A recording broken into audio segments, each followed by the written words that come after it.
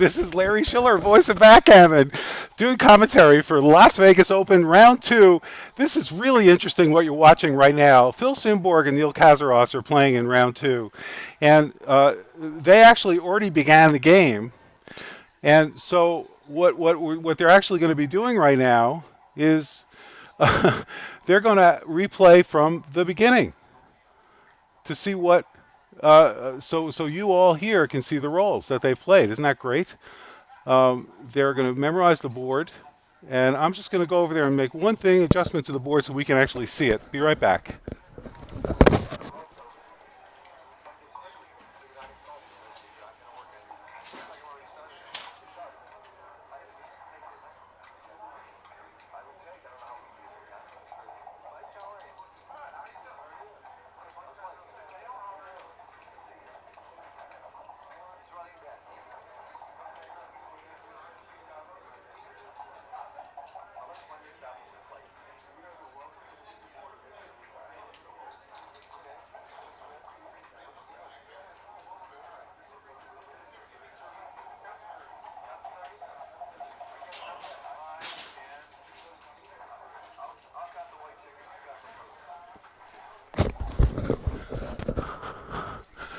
All right, these guys are going to start the game.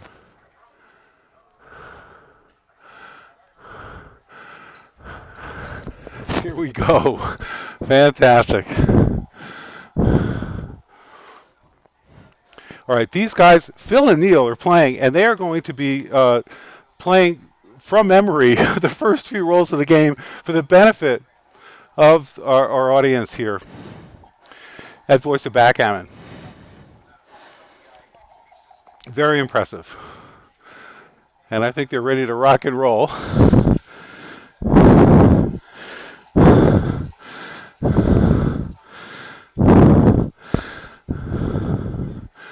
Okay, Phil says, yes, let's do this.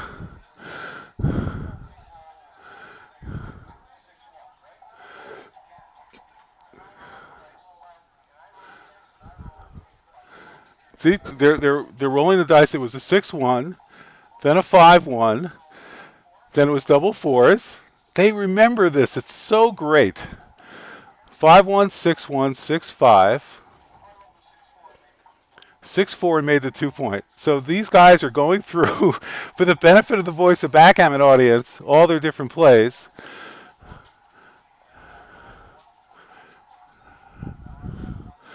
Double fours, 1-3. So the XG transcribers can get all this, and we'll have the XG posted. And then Neil turns the cube. And Phil says, give me that cube. Neil rolls a 6-3, rolls a 6-3, and he hits the shot.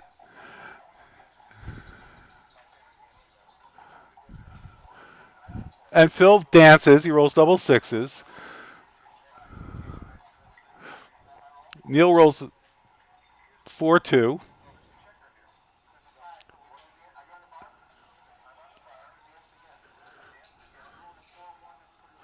Oh, see, they're trying to remember what all the plays were. Phil took a picture of the position. Here's what's happening. If you're just joining us, Phil took a picture of the position so that they could get to it. And they're recreating the roles that resulted in this position. And I think they finally got it. And so here we are. And Phil's using the baffle box. He's shaking the dice with his hand, but then he puts it in the scrambler. And Phil and Neil are agreeing as to what the answer is. They've got it. They're putting the phone away. And they're back. Okay, Phil is on the bar. And he rolls double fives. What a great number. Now, of course, he's playing three of the fives together, bringing the other one out, and he's got his ace point game, hoping he can make something happen. And Neil rolls double ones. Joker makes his 5 points. It's gonna be tough for Phil. Phil rolls double twos, so he's able to move up in Neil's home board. It's a miracle. Now Phil just needs double fives or sixes, and he's just got to win the race. And there's another set of doubles. Neil rolls double threes. He's got a 5-point prime. Phil rolls 6-3. What is he going to do with that? Probably slot the 5-point. with a 3, comes in with a 6 and slots the 5. So Phil's just trying to build his home board while Neil bears in. 3-2's not a great roll. I mean, he can bring 2 men down, and now Phil can roll a 6-1 or a 6-2 to hit. And he rolls a 6-2. He does it. He comes out with Neil's home board. It's amazing.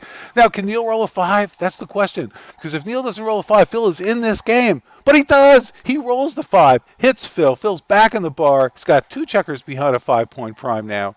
Now he's got to play the 2. Safety's up that checker, thinking twice about that. Maybe he wants to bring the 2 in, could bring the 2 out from the 5-point, but he duplicates the 3s, and so he's willing to do that, and he brings another check builder in. Phil dances with a 2-4. Can Neil point? 3-2. He's going to hit. He's going for the gammon. Phil has 2 men on the bar. Neil's leaving a blot in his home board, and Phil hits it. He rolls a 3. Boy, these guys are really doing great here, coming in, keeping this game exciting. 3-2. Now, Neil can hit again. Well, no, he can't. He's got to come in with a 3, and he'll probably make his choice is to make the 5-point or come 7-5 to have an extra builder. He opts out for safety, so if Phil rolls double 1s or double 3s, it's not going to be a crushing blow for Neil. That's probably his reason for doing it. And he rolls a 5-1. Now Neil puts a second checker on the bar, plays 7-6, so he's got 3 different builders that can fill that point if Phil doesn't make it. Phil comes in on the 1 point, and now Neil have one of those numbers. He does it. He's got double 6s. He's going to leave 2 shots. He's going to leave a shot, put 2 checkers on the bar, and leave 1 shot in his home board. He really would have liked to have made that point, but it's not a terrible roll. Phil really needs a 3 right now, or he's in deep trouble of getting gammoned. He doesn't come in. He's smiling, chewing gum. All right, these guys are saying no talking. Phil likes to do the commentary, but he's not, I'm the voice of Backgammon, Phil. All right, so there's a 6-1 for Neil. And the question here is, does he lift off the 3-point? Is there any reason? He's going to have a gammon. He plays the 6. Now he's looking at the 1. Does he really need to close Phil out that's the other choice. He could move over 1 checker, and Phil rolls the 4. He comes in. We're going to have to ask Neil about that play, why he did that, but probably it's so that should Phil eventually come in with those 4s, if he's not able to hit, at least he's got a high point in the board. Not sure of the reason. Neil danced, and Phil came in with another 4. That was the danger of leaving that shot. If he had just lifted, he'd be okay. 5-4 for Neil. He's got to come in on the 5. He'll just run with the 4. He rolls 2s or 4s. He's going to get hit, but he's in decent shape. And Phil hits. He's got a 4-1. And so what does he do with the 1? Does he safety up that block? Does he move it down 1? Probably he's going to move from 13 to 12, so he duplicates Neil's 1s, gives him fewer numbers. When I say duplicate, I mean the reason I say that is Neil needs a 1, 3, or a 5 to come into Phil's home board. So then the question is, if he needs a 1 to come in, he can't use the 1 somewhere else. But actually, Phil didn't do that. And now he's got a 6-1. Now he's able to make his own bar point. If Neil should come in on a 1, he's going to have to play somewhere else, like a 1-4. But he stays out. And 5-1, Phil, look at him. He makes the 3-point. He's got a broken 7-point prime. Neil really would love a 5. Well, he got 2 of them. Fantastic. I'm sorry. It wasn't. Oh, my gosh, what a great roll.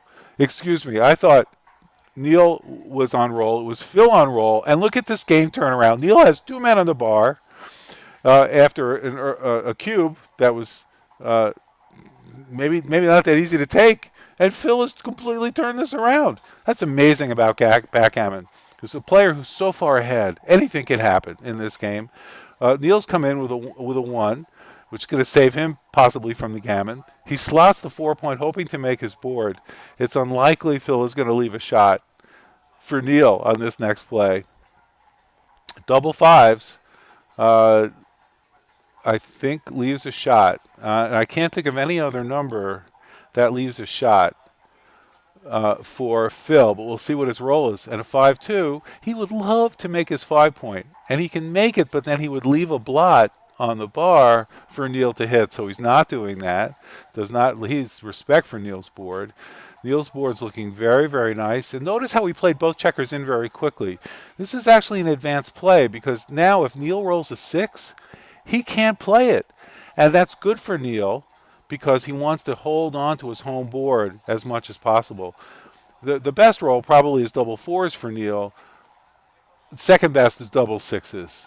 And he rolls double 1s, which is great. He doesn't have to crash his board. Look, he's got a beautiful board. And now, with a 6-3, Phil is going to leave a fly shot. And Phil is maybe worried a little bit about leaving a shot. So he's thinking maybe he wants to double, get the sure win, because there's no way Neil is going to take this. And he's got to figure what is the likelihood of the gammon at this point. That's really what matters. So Phil's thinking carefully about this, unless he just rolled double 1s. I thought that was Neil's roll. Did Phil roll that too? Let's see what he's contemplating. If he's contemplating the cube. In a situation like this, here's Phil's, if he is thinking about the cube, here's probably what he's thinking about. Like, he's a favorite in this game. Probably, huge favorite. And he was thinking about doubling, and he decided not to do it. He rolled a 6-2, and so he's able to play that safely. Neil's going to crash his board now, very likely. He rolls a 5-2, plays 2 checkers off. That's interesting. He might have kept the 5 there and played the 2 from 3-1. We'll see if he taps the clock. And you could see the clock here. You could see the time starting to count down. Nope, it's not counting down. So I'm not sure what's going on. It is Phil's roll, and he was again thinking about doubling. And he rolls double 3s. He takes a checker off. Phil can no longer be gammoned in this game. All right, Neil rolls. He's got a 6-3. The 6 is forced. He has to run with a 6. Might as well keep going. His goal is to avoid the gammon, and Phil's goal is to win the gammon. Double 1s would be the perfect roll for Phil right now. But he decides to cube because the likelihood of a gammon is high. It's reasonable. Maybe it's 15%, and he wants to win the game. And so as much as Phil wants to win the gammon, he really wants to win the game. It might not have been correct to double, but it was very close, and it certainly can't be a huge blunder to double in that situation. But we'll see. We'll see by the XG analysis. And while they're setting up, I just want to mention that the voice of Backgammon has a gold sponsor, gammonstuff.com. For all your boards, dice, cups, and backgammon stuff, visit gammonstuff.com. All right, Phil starts out with a 3-1, and Neil returns with a 6-4. He decides to run. Some people make the 2 points, so they also have a point in their home board. But he decided not to do that, and Phil returns with a 6-4. So what does he do? He'll probably come out with a 6 and play a 4 down.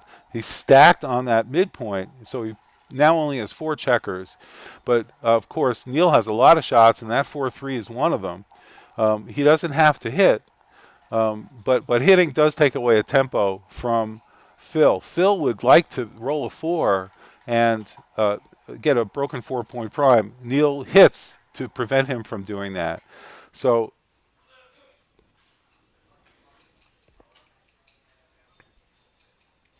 now we've just had a little freeze there, but fortunately we didn't miss anything.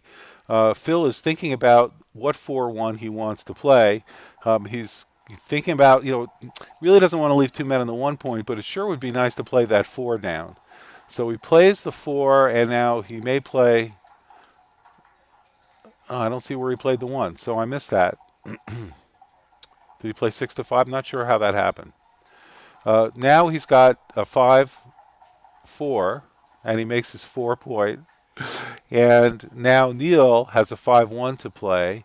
And where does he play the 1? So he's going to play the 5 down. He's going to move the 1 from 24 to 23. There's really not much of a choice. He might have been considering hitting, but his board's not as good. Oh, Phil makes a great roll, 4-3, and he points on Neil's head. Can Neil come in? He does. He comes in with a 3, and he's going to hit with a 2. He's got no choice. Well, he does. He does have a choice. He's leaving about 19 shots or something here, not even including Phil hitting on the 3-point in his home board after he comes in. So like the 1-5, he's going to hit there. With a 2-5, he's going to hit there. with a 5-3 is going to hit in his home board. So there's, any kind of 5 except for 6-5 is going to hit. So there's a lot of bad numbers. And the cue was not turned. He must think he's too good. He came in with a 2, and now he's got a 6 to play. Not one of his great rolls. Of course, 3-6, double 3s, and double 6s are not too good. But he comes out to the bar. Look at all this contact. He's got 3 blots. Neil has lots of opportunities to hit, and he's going to play the 6-1 and cover. He could lift, and maybe he's thinking about last game, and he is thinking about last game. He says, okay, I'm going to lift. I don't want to leave that blot there. And he rolls a 5-6, and he can't hit again. So he comes out. Phil has really not been able to hit. Neil's been able to, these guys could have a lot of blots in the bar right now. Let's put it that way, and they don't. All right, so Neil has a 4-3 to play. He plays safely, safe as he can play, assuming Phil doesn't roll a 5. And he doesn't roll a 5. He rolls a 4-2, but he can safety up.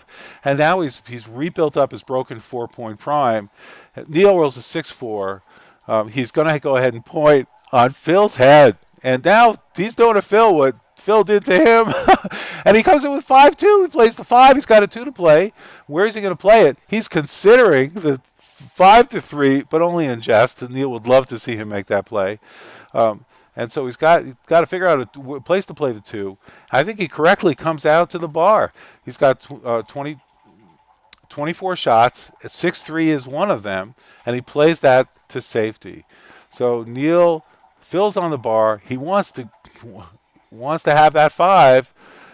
Neil is turning the cube. He's turning the cube. He didn't even do a pip count, but he definitely is ahead. You can tell quickly how much he's ahead because white has 5 checkers back, blue has 3 checkers back. White clearly is behind in this race.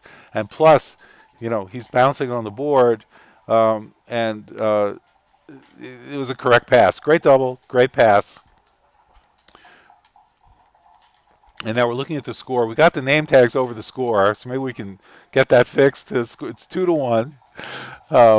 And let's take a look here at the opening play. It's an opening 3-2, and this is the standard. If you're a beginning player, this is the standard 3-2 opening, by and large.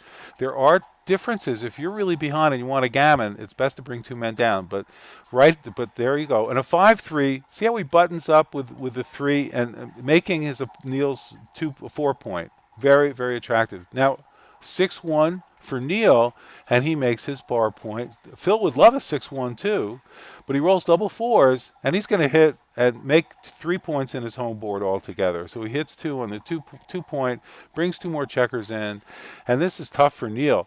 Neil comes in with a 5-3, so he's got to decide where to go. He wants to play safe, doesn't want to leave any more shots, comes in on the 3-point, safest place to be. 6-3 is normally a great roll for white because, and I think it's right to make the 5-point here. How could it be wrong? But look what he's doing. He's hitting in his home board. Oh my gosh. Oh, and he didn't hit. Unbelievable. Boy, Phil took such a risky play there. He just could have left a single shot with a single blot, made the 5-point, chose not to do it, and got away with it. For now, let's see if Neil can roll a 2 or a 6 or a 4. Any even number for Neil is great. But it's Phil's roll. And Phil is turning the cube. I'm sorry, White's on roll here. And this is a very dangerous position. And so Phil's gambit paid off. Turn the cube. Neil did not want to get gammoned. And so Phil is now leading 3-1 in this match. We're broadcasting live. This is Larry Shiller, voice of Backgammon, broadcasting live from the Las Vegas Flamingo Hotel, the Las Vegas Open. And it's an opening 5-2. And again, this is the standard opening 5-2 today. In old times, before the bots, that wasn't the opening play. People were worried. And look at this 6-4. That's also a new innovation. Phil is innovative himself with double 3s. There you go. He hits, makes the 5-point. Boy, hit and make an asset. Fantastic. And Neil comes back with double 1s. He goes onto the 2-point, makes his 5-point. So both players, now looks like we're going to get into a holding game here. Phil makes his 3-point, Plays safely with a 5. Interesting. He did not bring a 5 down. Maybe he didn't want to strip his midpoint. Deals with 5-1. He's going to come out to the bar, play 6-5 for the 1. And now Phil stripped on the 8 point. It's going to be harder for him to hit with a 1. But he can't do anything. He's got a 5-2. And now, for some reason, he's willing to leave the shot. You know, with that 6-3 from the previous game, he was not willing to make the same kind of play. Interesting. And there's Neil with double 3s again. Fantastic roll. He can make the bar and probably bring another checker out. Or he's going to bring 2 down. It doesn't block, though. So it's an interesting play. He gets complete coverage, and he's doing it because he's behind. If he was ahead, he would have taken that checker out from the 1 point, ace point, to Phil's bar. All right, now there's a 2-1 for Phil. And how does he want to play this? He could play it safe, 6-3, but he could also play 6-5 and 13-11, but that's stripped. But here's the reasoning. You know, if you play 13-11 and leave a blot, but you know what? My apologies, it's Neil's roll. So Neil plays safely. All right, got to keep track of these rolls here. All right, now Phil's on roll, and it's a 5-4, and he can hit, and he probably should hit on the 1 point because he's got 4 points in his home board. Neil only has 2, and that's a good time to make a bold play. I like this play because he has a chance to gammon Neil. He does have to get his checkers out, but he needs 4s and 6s to do it. His 6s are not blocked. So you could see Phil has 2 men on Neil's 3 point, and he needs 4s and 6s to get out. He should be able to do that. It's okay to play a little risky for Phil because he's got a better board. He does want to ask if he's ahead or behind in the race. And also, does he have an anchor? And there's another play for Phil. What I love about this, so he decides to do that because he's ahead in the race. And you can't argue with that. But Neil is going to want to attack. But he rolls a 5-3, and he can attack off his 8 point. But then what is he going to do for his next magic trick? So maybe playing 2 men off the midpoint to safety might be a play. Oh, but he's thinking about running. He's thinking about running, so Neil runs. And does he roll a 4? He rolls the 4. And he hits, and he comes back and safeties it up. So now Phil is really ahead in this game. He comes into safety. The question is, can Phil safety all his checkers up? He rolls a 5-3, and he can't move that back checker. Phil's best move might actually be to play 2 men off the 6 point because he needs the time, and that's in fact what he does. And Neil's coming up with a 5-3, again with a 5-3, plays to safety. Phil's looking to get out of there, and he rolls a 6-2. So any 2 or 7 on the part of Neil. But if Phil can get away with this, he's a lock to win this game under most circumstances. 5-1. Neil plays the 1 down. He's going to make his home board. And then, of course, he has a choice here to make a second blot in his home board. But he chooses not to do that, instead playing for the slightly ugly 4 points, 4 checkers on the 5 point. Now, what did he roll? He rolled a 1-6. So basically the 6 is forced. Because he can't move his checkers on the midpoint. So then the question is, where do you want to play the 1? He decides to play 6-5. You know, he might be better off playing 3-2, in Phil's case, because then it gives him a playable 1. At any rate, 6-4 for Neil. Neil is blue. He's going to make his 4 point. He's going to make it, really make it, by bringing 2 checkers in. And now Phil rolls the 4-3, and he's able to make his 1 point. Phil's got a very nice looking board. Double 2s for Neil. He's behind, and so he's happy to roll a double 2s. That gives him an extra point in his home board, and doesn't have to do anything with the outfield. Phil has a little bit of time to roll doubles and try to save this game. He's definitely ahead in the race by a lot. And at a certain point, he's going to think about doubling because it's a question of how far he's actually ahead. By the way, Phil just put dice in the scrambler, but didn't put them both in. Now, there's a 5-3 to roll again. There's a 5-3. Neil comes up with a 3-2. He'll probably just bring 1 checker into the 3 point. No, he's bringing them both in. So is he thinking about the race? I don't know. And there's double 6s, and Phil can't move, and that's great for Neil because he gives him the ability. Now we can play 6-3.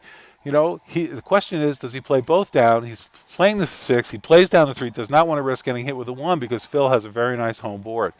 Now, Phil rolls a 6. He's going to leave a shot, and he rolls a 6-3, and he leaves the shot. All right, he's got 17 numbers to go and hit this 6. Will Neil roll one of those 17? And he does not. He rolls double ones. He'll probably make the 2-point and then bring a checker maybe into to the from 10 to 9. We'll see how he plays that. Better yet, he makes the bar. Very interesting. And so now he's given a double. It's and the double is being dropped. The double is dropped. So there were actually a lot of rolls that leave a shot for Phil. Neil had a point 6 pips away. So if he rolls double ones, 2-1, 3-1, 4-1, 5-1, any one except the 6-1, there's 9 numbers there.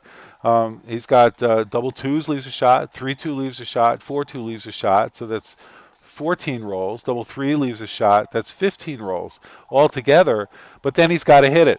And that's only about a 30% chance, which works out to about maybe 17, 18% that Phil would actually hit it. And that's why he dropped at this score, especially since he's behind.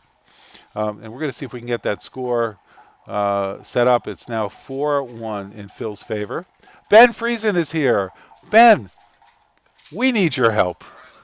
All right, take a look at the board over here. Is it opening? Do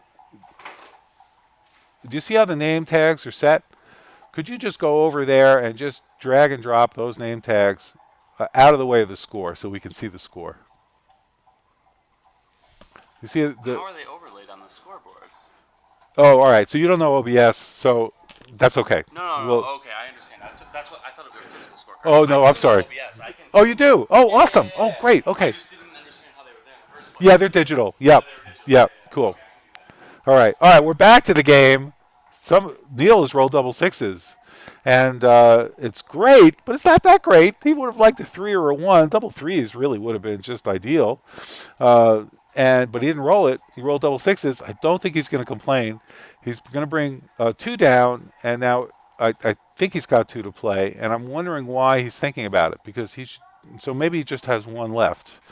No, he does have 2 left, and he just makes the normal play. Great. 2-4 for Phil. Phil really needs to get that checker out of there. He's in trouble. Properly makes the 4-point, making it harder for Neil to escape. But he's got a 2-1. Neil's got a 2-1. He could move his checkers up, but he makes the 5-point prime. And Phil needs a 2-6 to get out, but he only was a 1-6. All right, so he plays the 6, plays the 1. Phil's strategy here, even though he left a shot with a 2-6, is to go ahead and make a 5-point prime. So we'll see if he can do that. And look at this. Thank you, Ben. Fantastic. And we can now see the score. Thank you, Ben Friesen, our XG transcription expert and OBS aficionado. There's a cube. He takes the cube. Look at this. We got a prime versus prime game. Neil took the cube. One of the reasons is he's behind, and he'd like to catch up, for sure. But this is prime versus prime. Phil has all the time in the world, and that's going to make it very tough for Neil. Strangely enough, when you're in a prime versus prime game, and you can see there's 6 points in a row that blue Neil has, and Phil pretty soon will have the same thing. Except Neil comes ahead and makes the 1-6 miracle shot. Oh my gosh. And then, this is great. They're going back and forth. They both have 2 checkers back. This is anybody's game, although Phil is a favorite in this game because he's got more time.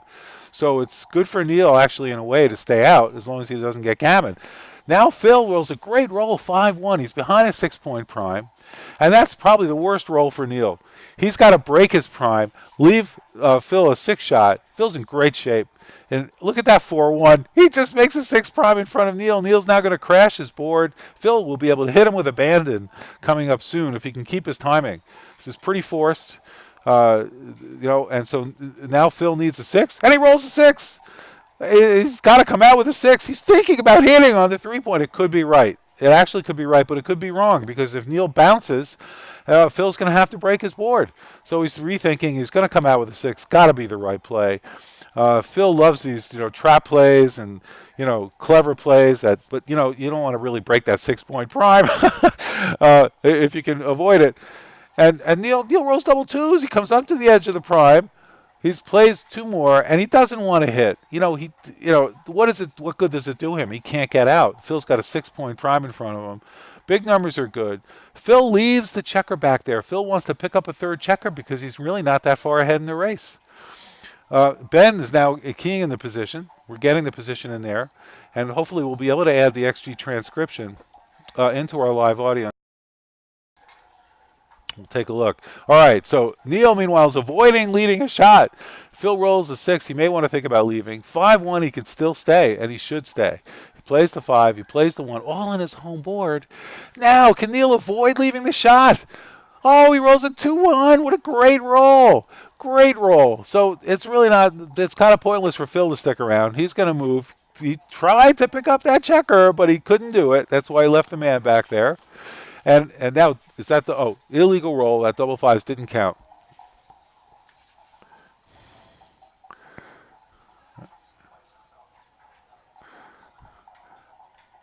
And let's see. All right, we got the camera back on Phil. Phil's thinking about these double 5s. How do you play that? And he's going to play it safely, and it's a little bit of a trap play because if Neil rolls a 4-2, what's he going to do? Or 4-5, he's got to run, and Phil's got 4 men to point on that. As long as he doesn't roll 2s or 4s, he's okay. He rolls a 6-1, makes the point, doesn't leave a shot. Neil is really in trouble here. He's got to roll, really, ideally a 1-6 and have Phil miss. And he rolls a 2-6. Oh, so close. All right, so Phil's smiling about that 2-6 from the bar. There's a 5-6. He's going to have 4 builders on here now. He's going to play, so he's got 3 builders. I guess no way to get 4 builders, is there? So he'll have 3 builders. He could consider slotting the 1 point. I don't think it's the right play. Phil doesn't do that. But he does play safely, so if he rolls double 6s next time, he can play safe. Neil doesn't come in. So Phil's now rolling. Try to fill that blot. Rolls a 4-2. He's going to bring a checker in, probably take 1 off, and get going with winning the game. So he does. Avoiding the gammon. All right. And Neil's now on the bar. Can he roll a 1? He does. He rolls a 1. And what was the other play? Must have been a 5 or a 6 along with it. And there's a 5-1 for double 5s, for Phil. So he plays 3 forced moves. He knows he has to play those 3 checkers. That's why he's doing this. And then the next one is he wants to minimize his shots. He's going to play 6-1, or he could take a checker off if he hopes to gammon him. But the gammon's not that likely, so it's probably better to play 6-1. Also, he's even. No, he's odd, actually. So taking off that extra checker could make a difference in the gammon. If he takes the checker off, he'll be off in 1, 2, 3, 4, 5, 6 rolls, all things equal. And it's very likely that Neil's going to be able to come in and get around by the time to avoid the gammon. So Phil's best bet probably is to play 6-1. But he doesn't. He takes the checker off, and he gives the extra number to Neil. Can Neil roll the 5-1? He rolls a 2-1. He's not able to come in. Phil's gamut may work. Phil rolls a 5-2. So now, he plays the 5-2. So he's playing even. He's playing safe. Really kind of giving up the gammon. Neil is not cooperating. He's rolling a 2-1 and staying in. Phil rolls double 4s. Now this gammon is looking likely. Neil's really got to come in with a nice roll. Guess what? He does. Double 4s. Now it's unlikely that Phil's going to be able to gammon him, but 2 sets of doubles will probably do it. Does not make it. 6-2. Takes 2 off. He's still got 6 checkers left. Neil comes in with 5-3. He's a lock to avoid the gammon. Mathematically impossible. They're going to swap the checkers out and call it a game. All right. And now we've got 6-1.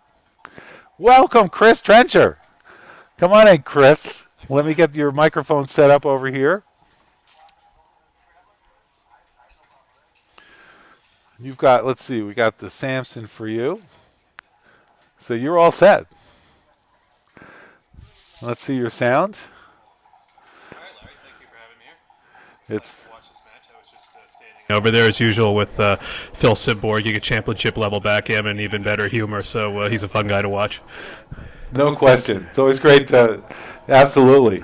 Have you been watching the match at the table? I just completed my own match and was watching this game. It was an interesting game. I think Phil gave a little bit of an early cube, and then when Neil rolled the 1-6 and came out, Phil was in dire straits there. But Phil is up 6-1 in this match. He's been able to pull it out. And he's been willing to take Neil's doubles by and large in this game, and it's paid off for him. All right, so here we are. Now Neil's got Phil's bar. Phil has rolled double fours, and he opts to make the 5 point and come up. Neil rolls double fives. So we can hit and have a 3 point board. Will he make his 1 point, or will he go to safety, or will he actually, run a checker to safety, maybe make his 1 point? I mean, there's a lot of possibilities here. I think here, if he makes the point, he probably makes the deuce and the ace. I wouldn't make the 3 here because I don't think it makes it makes that big a difference, and then you're leaving a blot on the ace. And point. he runs and makes the 2 point, puts a checker on the bar. Maybe Phil will come in high. He comes in with 5-1. It looks like 5-1. All right. And a 6-3 for Neil. He's trying to escape that back checker because he is ahead in the race quite a bit. Can Phil hit? He does. He rolls the 2-1. He saves his game. He really needed that hit. But Neil comes back with double fours again. He can't hit, but he's probably going to play either 8-4 or even 6-2 is a possibility here. He might need the time. 6-2 is a great play because it gives him the time he might need. The other play Neil might have considered there, I'm not sure, is to make his 4 point heavy because obviously the action's going to be on Phil's side of the board here, and a lot of times the best defense is a good home board. And Neil rolled 1-6 from the bar again. Can Phil roll a 6 or a 1? He does. He rolls a 6-2. Boy, Phil's in good shape. He's threatening to make a 5 point prime. That's going to be really tough. What can Neil do? 2-5? No, it's a 2-4. And now he slots the 4 point. Comes in a 2. Phil's in good shape. He's turning the cube. Boy, Phil's in great. He's got Neil's 5 point. He's ahead in the race now, and it's going to be a very tough take for Neil, because he really has no play in this game. Assuming Phil makes that 5 point prime, Neil's going to need a miracle, 1-6 to come out, and then he's got to outroll Phil or at least trap one of his checkers. It looks like the race is close, but if I'm Neil, I'm passing this cube. Phil can make the bar with 4s and 1s. He can attack with combinations of 6s, 5s, and 4s. And these two-way forward positions where you're anchored up and your opponent's board are very powerful, because the worst that happens here is the attack fails and Phil's got an even game. Now, the reason that Neil is thinking about this so carefully, because Chris is absolutely right. There's a lot of reasons to drop this cube. Look at the score. Neil is down 6-1. He's going to find any excuse he can find to take this double because he's so far behind. I hear you, Larry, but I'm probably passing this one. I don't think there is an excuse. Well, he looked, and Neil didn't find one either. And so he did drop properly, most likely drop that double. And so Phil now, 7-1, commanding lead. 8 away, 14 away for Phil. So he's really in a commanding position here. He's a really odds-on favorite to win this match. He's probably a 75% favorite, 80% favorite to win the match. What do you think? Something like that, yes. All right. What do we have? An opening 4-1. Let's see how he plays it. So Phil plays it the safe way, the normal way when you're ahead. Yep. If he was behind, he would have played 6-5 and slotted his 5 points, try to build a board in a hurry. Oh, and then Neil comes with a 6-3, just misses with a 6-2. He does run nonetheless. Phil's got a lot of great threes, so if he hits with a 3, it's not that big a loss. But he doesn't hit. He rolls a 5-1. Then, not much you could do with that. Maybe he comes out to the bar. This is Neil's roll. No, this is Phil's roll. So Phil's white, and Phil is a 5. And what do? Possibility is to hit on the ace point. And I think I might have hit on the ace point in this case. But it would have been punished because he comes back with a 5-1, and he would have hit that. Now, with this 5-1, he's playing the 1 and the 5 down, leaving a 7 and 9 shot for Phil. Phil rolls a 9, and he's going to hit that checker. And Neil's got to come in with, he's got a lot of numbers to come in. Let's see, got a lot of numbers to hit, a lot of numbers to come in. 6-5 is not one of those numbers. No, not a good number at all. Not one of those numbers. He's got blots all over the place. 5-3, Phil can't hit. Unbelievable. I think he just makes a 10-point here, and he's still got a very strong game. He's made some progress on his side of the board. His blot is on the 3-point, which is in a better position to escape. Neil's got his blot on the 2-point, which is the worst place for a single blot. And Neil rolls a 3-1, opts to make the 5-point. And look at Phil, he rolls double 5s, which is not that great a roll. I mean, it's great, but, he can't point on him. But, boy, Neil's really getting trapped now behind Phil's prime. What can Neil do to take care of that? 2-1, that's a start. The problem Neil's got here is that he's not well positioned to contain Phil's last checker, and Phil's now got attacking chances and a lead in the race. It's not quite a double, but Phil's well ahead here. He is. Now, what Neil's trying to do is to block or attack Phil's lone checker. But it's hard because Phil has a better home board. Yeah. All right, now White's got the 4-2 to play. And so right away you think, oh, let me make a 4-point. Probably better to bring 2 checkers down. You could hit. Now, the other thing is he could hit. But he is, Phil is way ahead in the race. So the only reason to hit was to hope to go for the gammon, and there's something to be said for that. The only problem is, where do you play the 2? He just doesn't have a good 2. Not a lot of things are going to cover. He'll I probably think he bring just 2 brings checkers brings down. 2 guys down. That looks like the right play. Sure, it's the one he considered first. Does he have a 5-4? Did he roll it? No, he's got a 6-5. He's going to race to safety, and now Phil could be in trouble because if he doesn't roll an 8 or a 9 Or an 11. or an 11, well said, and he rolls a 5-1. This is now looking very good for Neil. Phil's definitely coming up with the ace here because it's Got to it's a do better it. position And to Neil see is it. definitely hitting if he possibly can, and he can. He rolls double 3s, so he's going to hit from the mid. No, he's probably going to make the 10-point in the 3 would be my guess. Well, let's see. He's got 2 more 3s. I think he makes the 3-point from here. The hit's a bit loose. Oh, no, he's playing safe. All right. Well, he's putting a lot of builders All right, down. well, this puts a lot of pressure on Phil. Yeah, but Phil's only got a lot. Phil's only hitters here is 5-3 because 6-2 and double 4s are blocked. And 7-1 hits, but yeah. So he's got 5-3, 5-5, and 5-6, but Phil's only got 5 immediate winners here. this is tough. Yeah, he's really blocked him. And he rolled double 5s. He rolls double 5s. Unbelievable. That's going to be decisive. The 'cause he's got question no is, holding should he have hit there? Because Neil really, a lot called for bold versus safe, although he didn't have as good a board. But it seems his only option to win the game. He opted for him not being able to escape, and it didn't work out. right, And so- now where's the cube action? There it is, and it's a quick drop. And Phil is on a roll, 8-1, really commanding lead. It's getting harder and harder for Neil to come back. By the way, if you're not an advanced player and you're just watching this and enjoying the commentary, the match score is really important here. And Phil, even though he might have a commanding lead in a game, is going to be loath to turn the cube if there's any chance it's going to come back, because Neil would welcome any opportunity to turn it to 4 so he can catch up in this, take the chance and catch up. Now Phil is open with 2-4. 2-4-2s, and Neil has opened up with a 6-5. Just looking at the board. Yep. We're waiting for Ben Friesen to come back to do our XG analysis. Neil has a 6-3 and he's running. He's looking for the racing game. And again, last time Phil hit with a 2-1 to take him away. Didn't do it this time. 5-1. So Phil says, "All right, I can't hit you. I'm going to build my board. No problem." 4-1's not a great roll. So now he's got to leave But, 7s and 9s, Needs 7s and 9s, which is a total of 11 numbers. So can he do it? He rolls a 7. Yeah, he He's rolls a 6-1. 7. Now Phil is hot. Phil's Phil's no doubt about hot. it. But can Neil roll a 5? He can come back. And he rolls 3-6, even better. He hits in the outfield. So, 5-4 would have been best. Well, now Phil's got a fair number of returns, anything with a 6 or a 4 in it. Yeah, and he rolls a 2-4, and he hits back. Yep. Neil's in big trouble this game. Well, He's got to roll Neil's a 5. got to hit the 5 here. He's got to do it. 14 shots. He stays out with a 6-4. This, now Phil can double and just pick up the point. This looks like a double in the pass This here. is a double pass. Phil did not double. He thinks he's too good. But, that one extra point may not matter. If he wins that 1 point, it would be 9-1. But there's no. Well, I mean, I don't know if Neil comes back with double 1s here. Oh, Phil's got such a strong game. Phil wants to attack. Now I think he lost his market. I mean, Neil's going to drop this. He takes it. Oh my gosh! So he takes this cube. Wow. I'm so surprised. These are world-class players. They really know what they're doing. And I look at that and question what is he thinking? I don't like that take. But we'll put it in XG. We'll find out.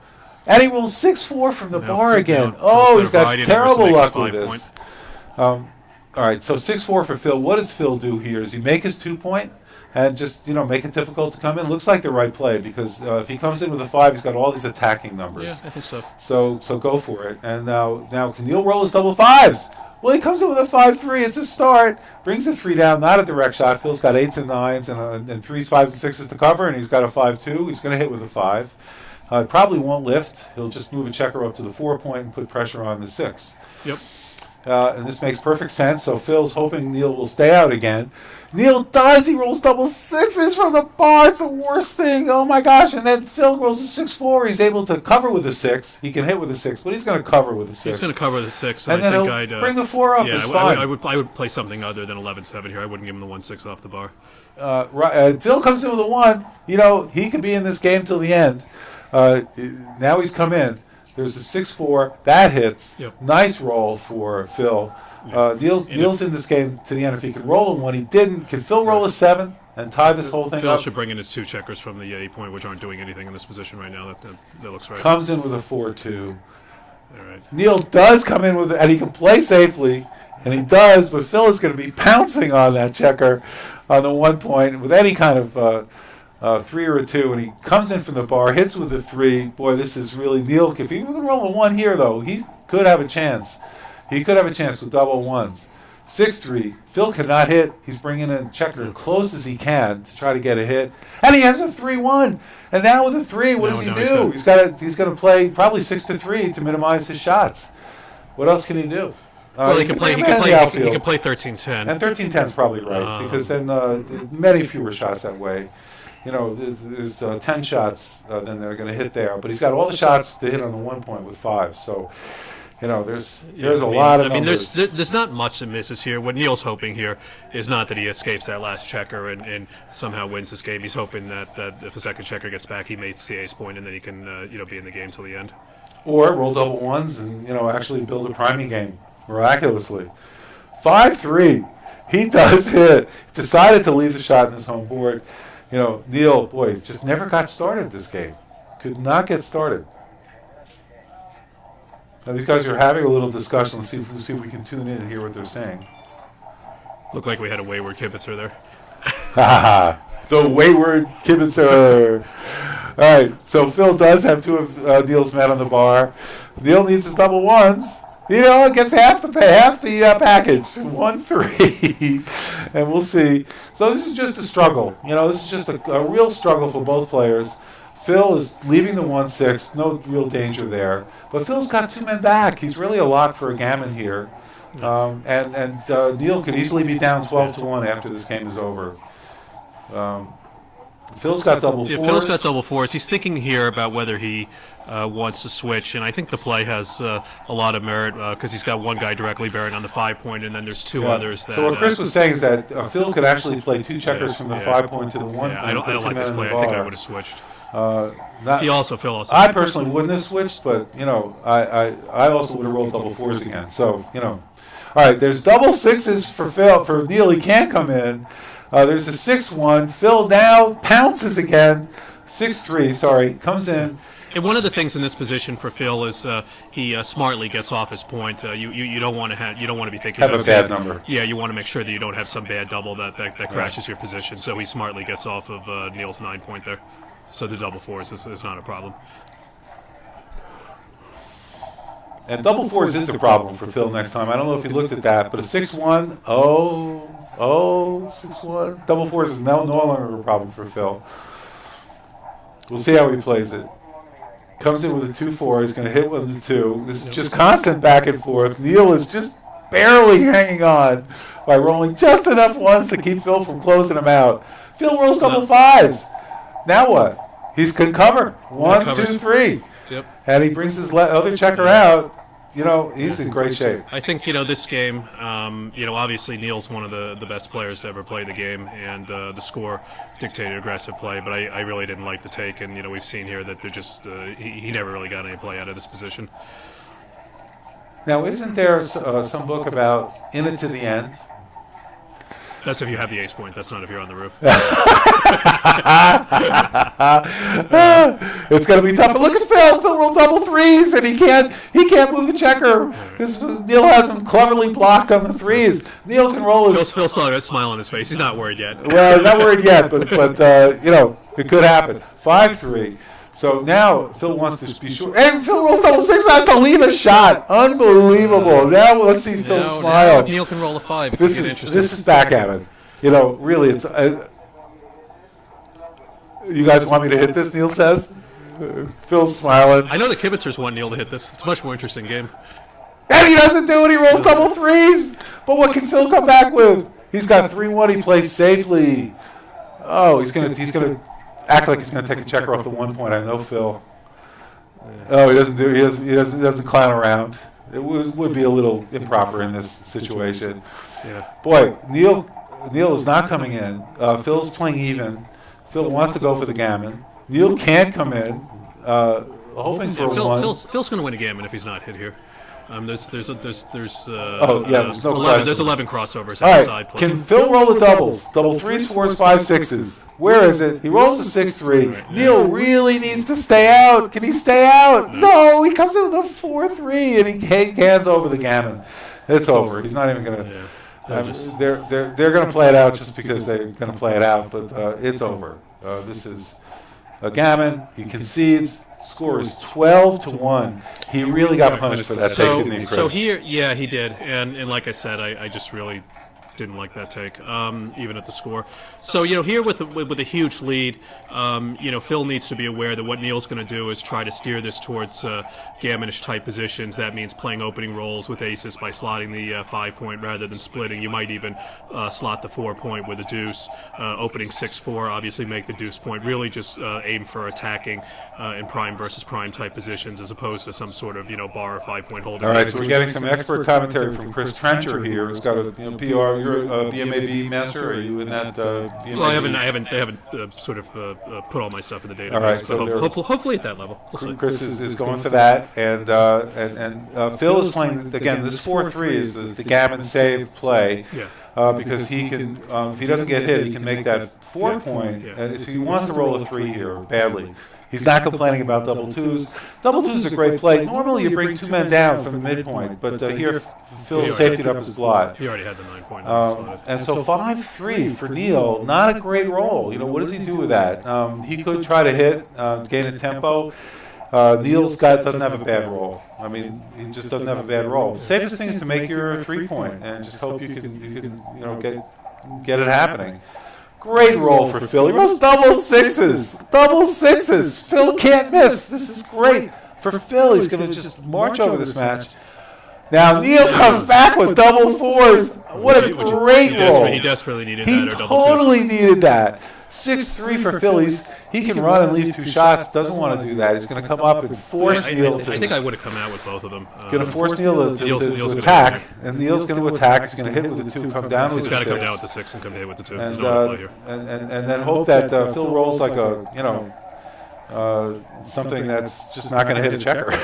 He rolls a 3-2. Good enough. Can Neil roll little numbers? 4-3 is a beautiful roll. He's able to point. He's going to make a point and hit and leave a blot. So let's just see how he wants to do it. He plays the 4. Is he going to come in with a 3 there? It makes perfect sense. 2-6 doesn't hit, and he gets a shot. Double 5s for Phil. Look at this. Neil's in this game. And Neil cubes him. Look at this. A great cube. And Phil says, no thank you. He's not willing to get gammoned on this. Very smart pass for Phil. He's up 12-2. Gammony situation. You want to drop a cube if you're in danger of getting gammoned. For money, it was a take. Probably. Maybe not. I'm not sure. Again, we had, I think the race, Neil was ahead in the race, and he was already on Phil's 5 points. So again, when you take a cube when you're being attacked and your opponent has a high anchor on your board, you have to figure, what's the upside of my taking this, okay?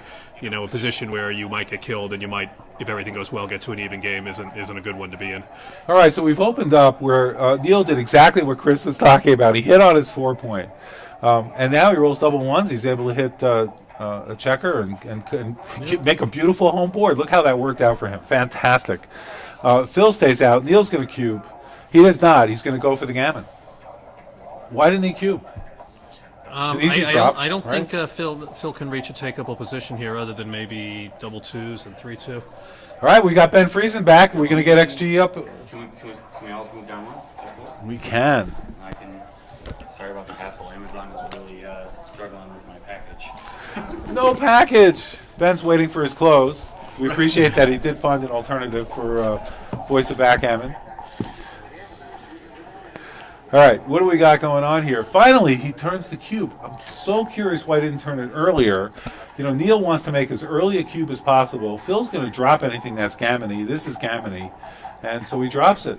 When I say gammon, it means that it's likely that the player will get gammoned. The other player will get all his checkers off before he gets any off.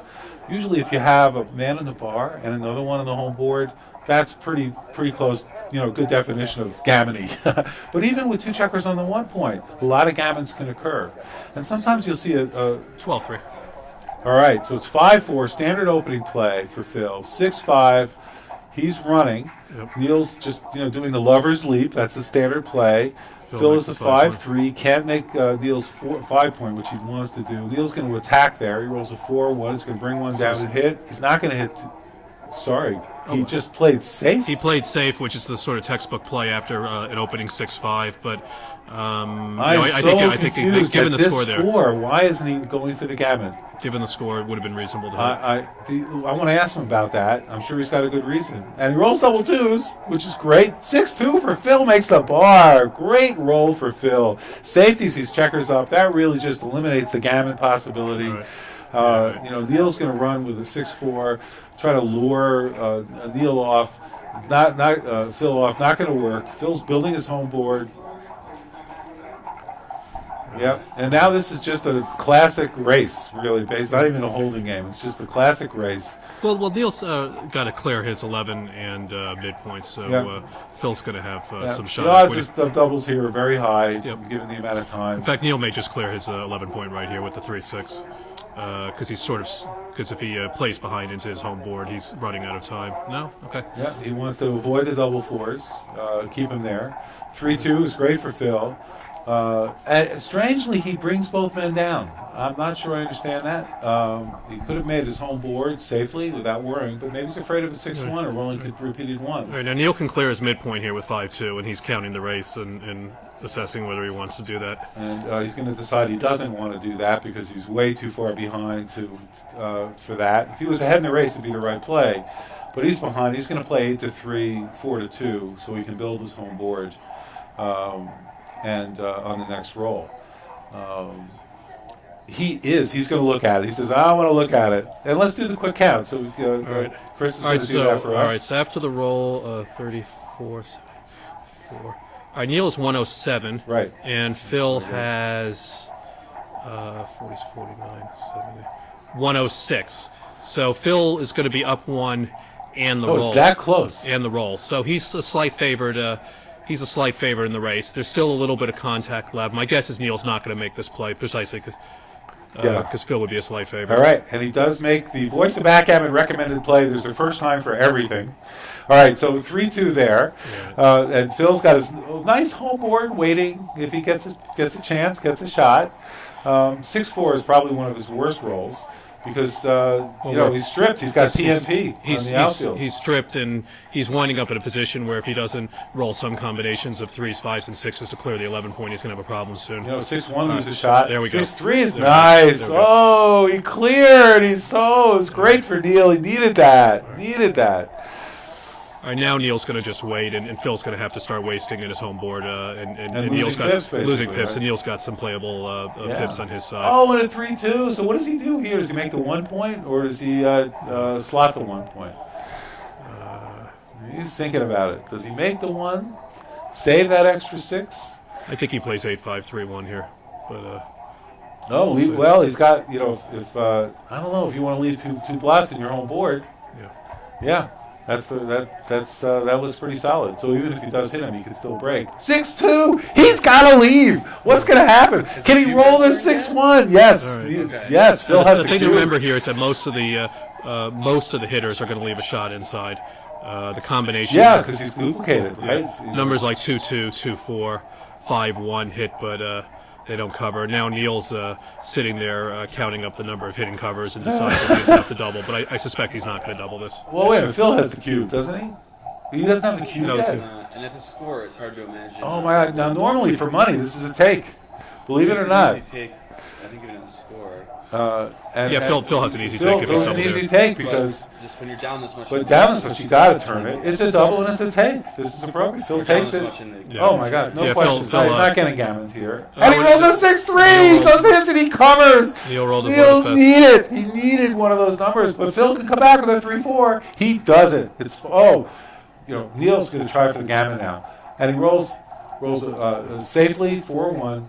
He's hoping against hope that he can somehow wangle a gammon out of this because he needs to catch up here. Very unlikely. Oh, It it's was just like one maybe checker. a Quick 6%. update. 6%. 0.02 no double. Small no double. Small no double. How about that? Wow, great. Thank you, Ben. Now he's bringing his checkers in, and he's getting ready to bear them off. He's thinking, what is he thinking about? I'm not sure. Maybe he's thinking about, couldn't think about slides. Got to win the game first. Neil's keeping Phil off the board. 3-2 makes the full board, so he's going to go for the gammon.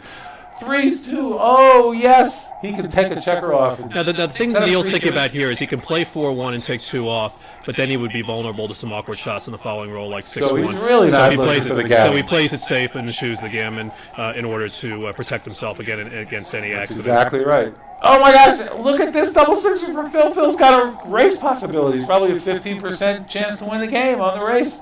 But He was a 15%. He was. Neil rolls double fours. That's going to take away any hope Phil might have. All right. So the bad news for Phil is he's going to lose this game. The good news, he's still up 12-5. Yeah. 1, 2, 3. Phil needs doubles. Doesn't roll them. And that's 6-2. 1. Yeah, that's all over. And I think Phil's going to concede here. 1, 2, 3, 4. No, he can still win. They're going to force one more roll. 4-1. Now he's off in 3. Phil's off in 3. So Phil's going to roll the dice. All right, Phil is right now sharing some story from sometime way back when where he won a position even more remote like this. And at the card match score, Neil is not amused to hear this story. Right. So here we got 12-5. Now, Ben, can we get the XG analysis up here? Do you have Team Viewer up and running? If you can make that screen bigger, because otherwise it's going to be tough. So now, when you say screen bigger, Like the one that we're watching, I missed the dice right, like fifth roll in, I was gone because I. all right. So let's see if we can shrink this down. Oh, got to increase the size of the board. All right. Yeah, I don't want to lose that. I know what we could do. I've got it. Give me a second. We're going to get, that's you with XG. I see. So we want to get the complete board in here. All right, so give me a moment. We'll make that happen. Chris is going to do the commentary while I'm working my magic. All right, so far Phil's off to an early lead again. He's made his 11 point. He's made his 4 and 11 point. He's in a nice position to make the 11 or the bar. His checkers are split. He rolls what looks like 2-1. 6-2 here. He hits. 2-2 he hits. Okay. Neil comes back with 5-4. I don't think it's so. He's obviously thinking about whether to hit or make the 5 point, and he makes the 5 point with 5-4. Interesting play there. It's actually significantly better. Okay, and Ben's telling us hitting was better, which Usually right to hit, if you have a choice. True. In this position, he looked really vulnerable to the attacking game from Phil. But okay. All right, again, Neil's keeping his rear checker there to try and make it harder for Phil to come home and play behind him, since Phil's now clearly got a sizable lead in the race. Now Neil, hopefully for him, will make the 5 point here, if not the bar. He rolls, what is that, a 6-1? 6-2, okay. He could make the bar, but that would leave a shot. The other plays, he could come out with the rear checker.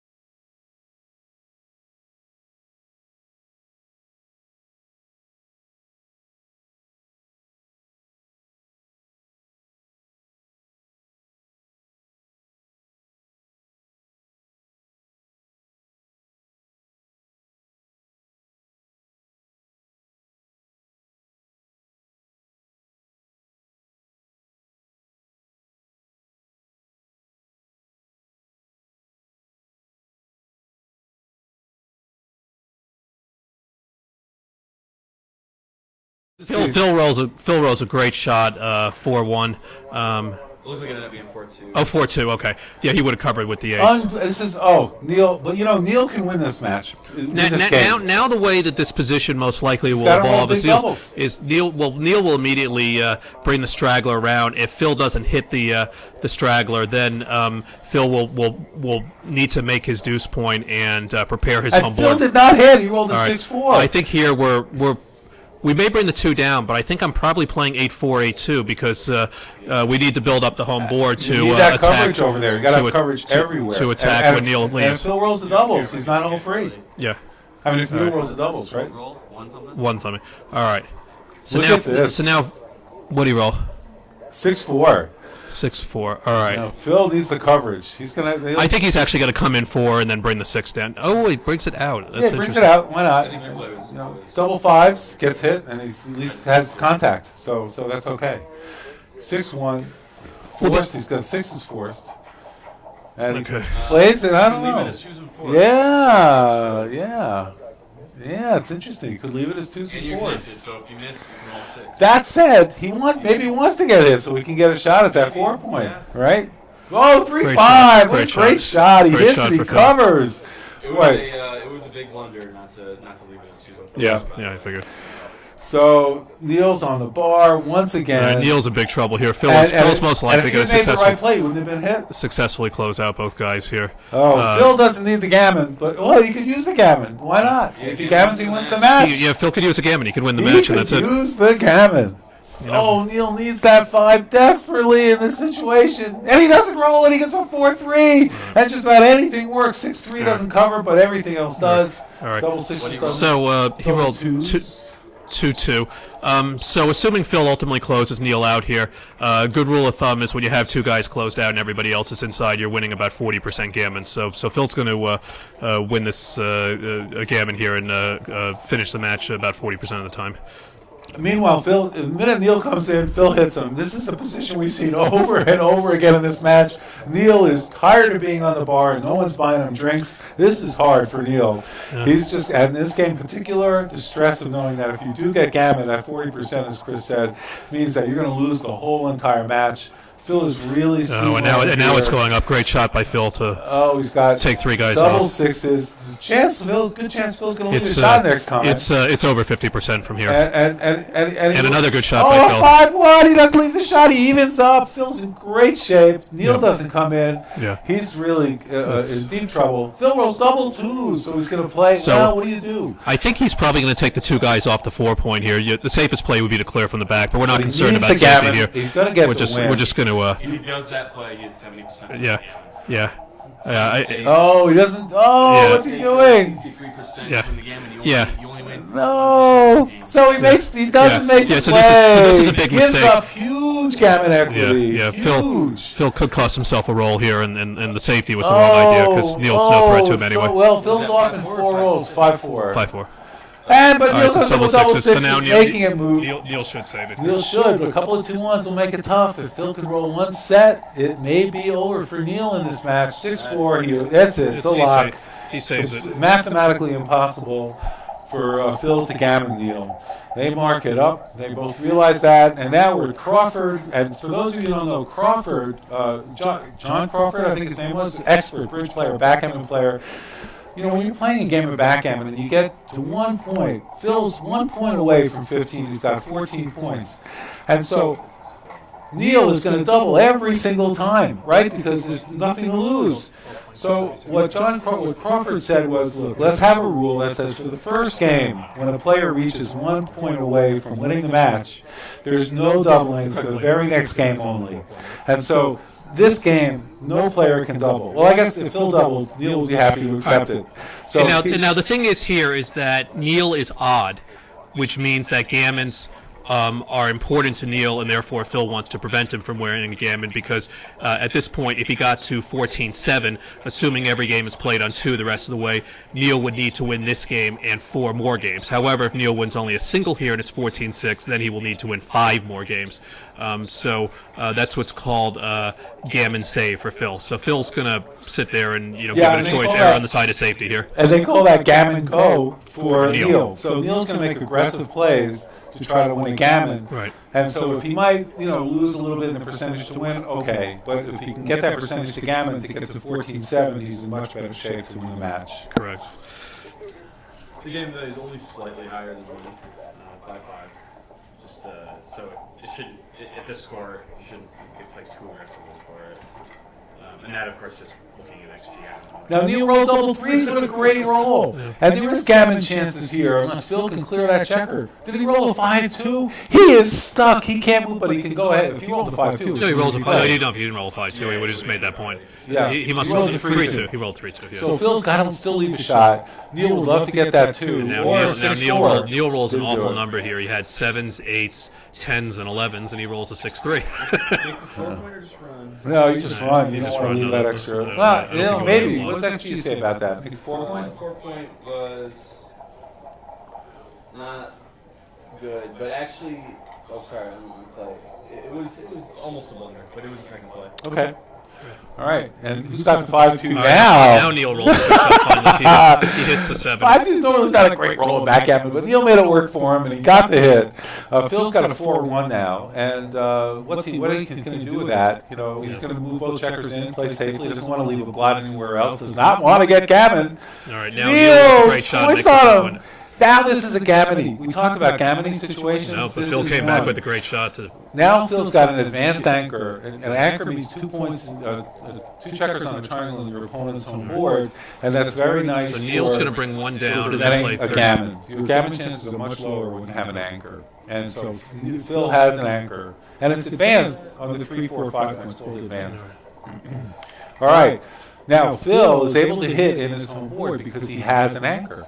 But that doesn't prevent Neil from rolling Another double great fours. shot by Neil. He hits and comes down and makes the 9-point. Yeah, notice how quickly he did that to block his sixes. Now Neil's got some gammon chances because if Phil can enter the last checker on the 3-point, he'll be able to get off the gammon. But if this checker winds up on the deuce or the ace and Neil can attack it, he's going to do that. Oh, and he rolled double sixes, and he can't move his back checker. That really hurt Neil because he's but Phil blocking. rolls double two. Phil rolls double twos. These players are really rolling. Phil, wow, double twos. Does he come in 4-3? Goes right out to the bar. He could hit though. Could hit in the 3-point, but he can't because No, it's 3-4. He can't hit. He's already using his 4 to come, 3 to come in. 3 to come in. Yeah. Now 6-3 is beautiful roll for Phil. Phil's now priming Neil.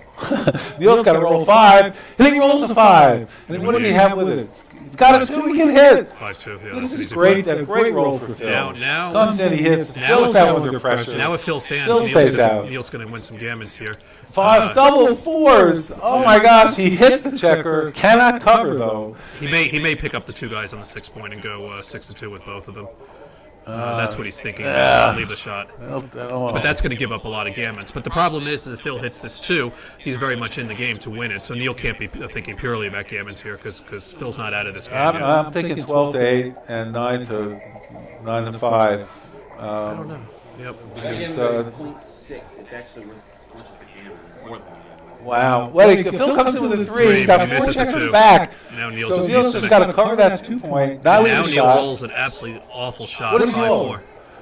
He can't. He can't cover it. The only way Oh, he can it's cover it again- the only way he can cover it terrible. again is to break the 6-point. Now he may want to break the 6-point. Because what's the alternative? The alternative is to play 2 guys to I'm the- thinking breaking the 6 points right. It's got to be right. and it's And going to expose the Ben, second blood. what does the bot say? Boss, I think I'm breaking the 6-point here. All right, Neil and I mean, Chris and I want to break the 6-point. Alright, so let's say we're breaking. I'm just going to have to make a play because it's not liking me. Ben Friesen's doing our XG live transcription.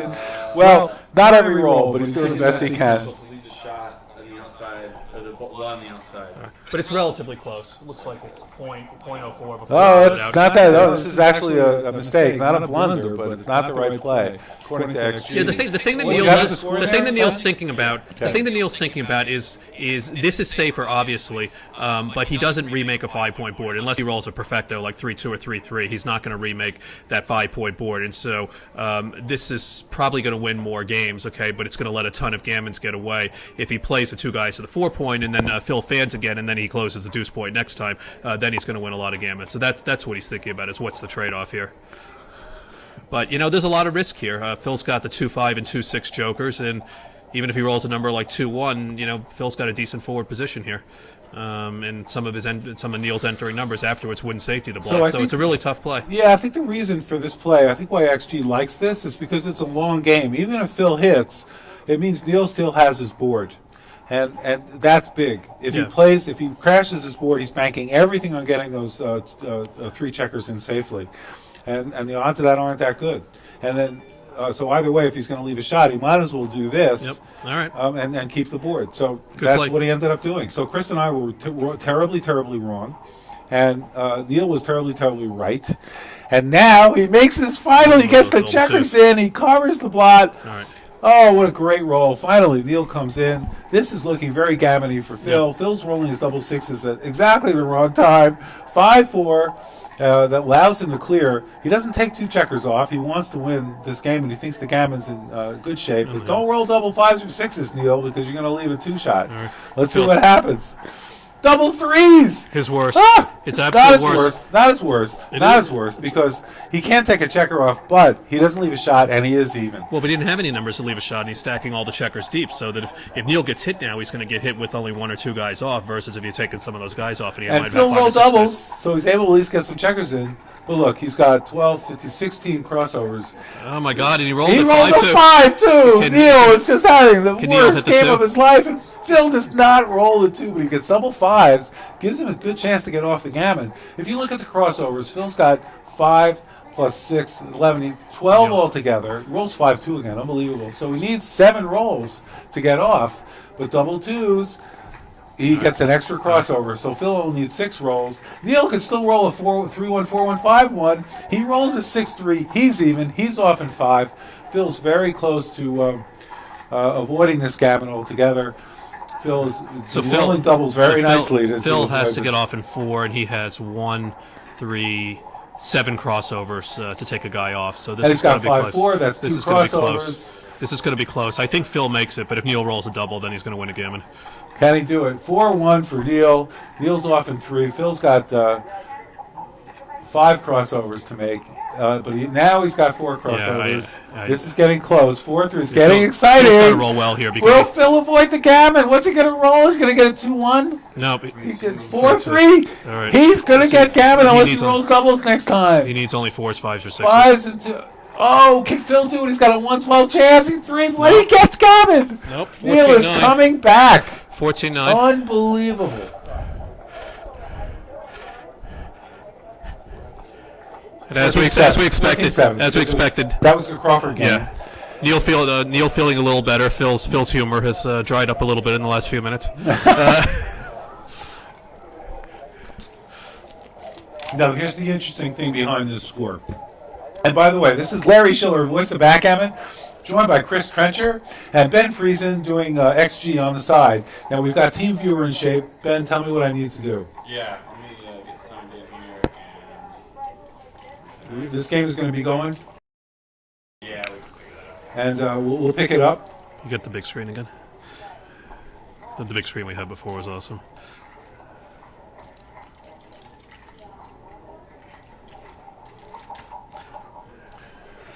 I need to just do this here to get our Team Viewer in shape. What happened to Team Viewer? All right. So Ben and I are going to set this up. Ben, you may write the number down here.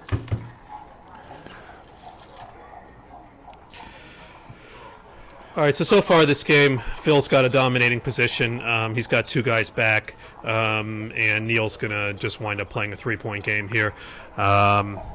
Wow, look at this game. What a hurry. 119. Both players have Phil's 4 got point 129, Phil's escaped all his 78, checkers. 104. The problem is Phil's now up 19 in the race, and 3-point games give you good equity. When the race is relatively close. The problem is here now Phil's up 19 in the roll, so he's just kind of wanting to bring guys down to the bar in the 5, play an ace 6-5, and line up his builders with minimum risk to make the 4-point, and then the position will more or less play itself.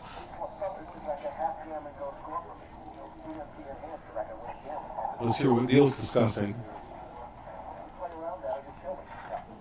Oh, Phil was trying to tell me we played it wrong.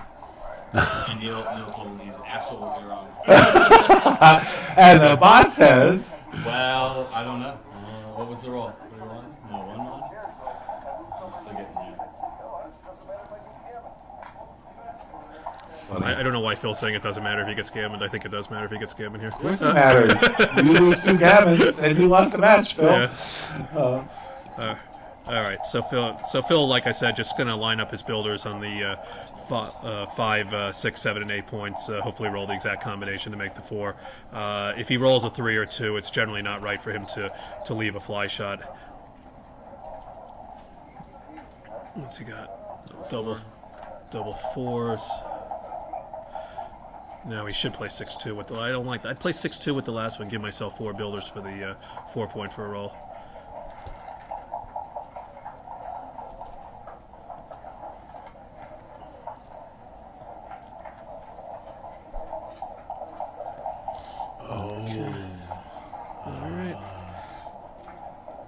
Phil rolls 6-5. And all of a sudden, this position's not so comfortable for Phil. He's got no 6s left. He's unlikely to make the 4 point without a double. And, this is going the way that Neil would have liked. Phil hasn't filled at his points, and he's going to have to continue to play awkwardly and increase the chances of leaving a direct shot down the line. Phil now burying 2 more checkers. Here very few numbers play well for him other than doubles that make the 4 point.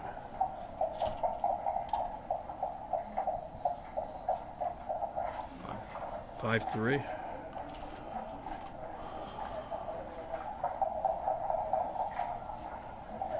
Maybe it's 3-1. The way he played it.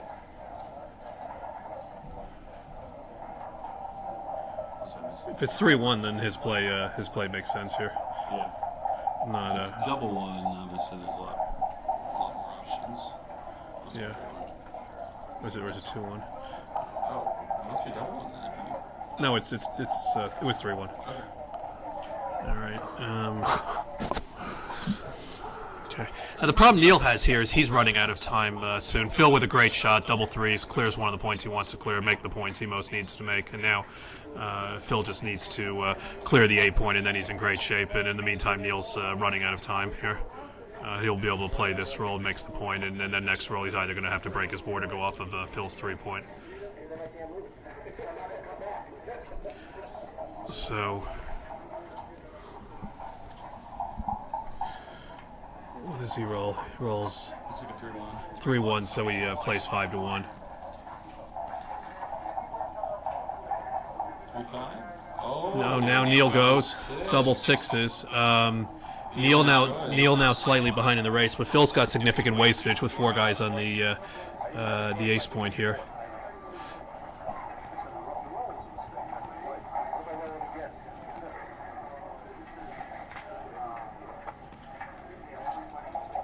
It's usually right to fill the 3, but there's nothing really productive to do with the 1, so I- it shouldn't matter.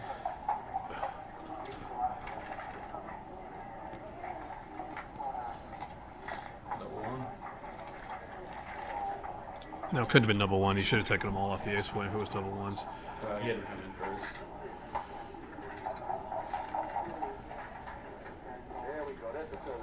Phil rolls double 6s, and that's probably going to do it.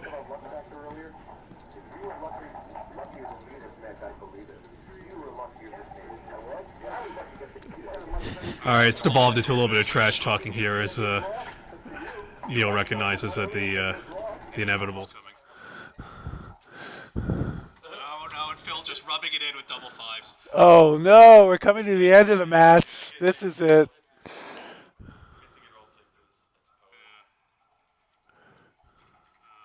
Neil has to roll double 6s and then perform from there. And that's it. That's it. That ends the game. That is It's it. mathematically impossible. Phil Simborg wins and Phil- beats Phil- Neil Kazaroff in a great match. Really, Phil didn't give Neil a chance to get back into this game. But the banter was great. Phil's now laughing. He's relieved. He thought Neil was coming back, but he could not complete the comeback. Yeah. Phil Simborg. Phil Simborg with a great performance today. Okay, I like the way he played, and Phil always loves to joke that those who can't play can teach. But I think he played a great match today, and so really deserves a lot of credit for it. And Neil's obviously one of the legends in the game.